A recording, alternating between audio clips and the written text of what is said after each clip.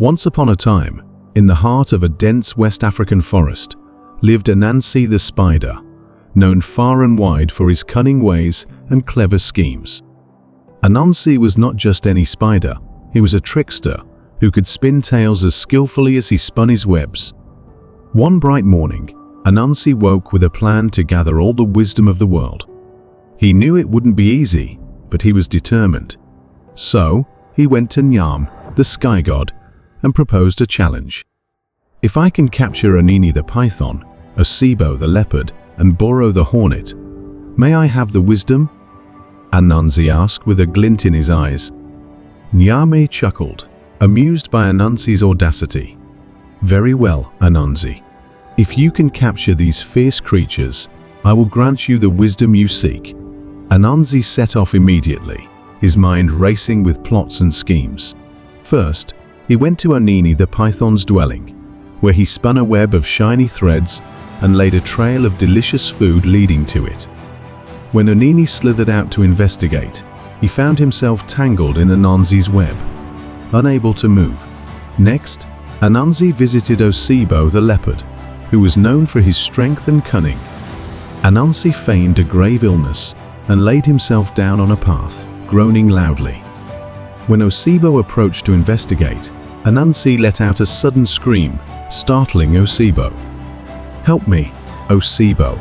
I am ill and need your strength to carry me," Anansi cried. Osebo agreed, and as he stooped down to lift Anansi, the clever spider tied him up with vines and called upon his sons to take Osebo captive. Finally, Anansi faced Mboro the hornet, whose sting was feared by all. Anansi crafted a gourd and filled it with water, then smeared sticky sap on the rim.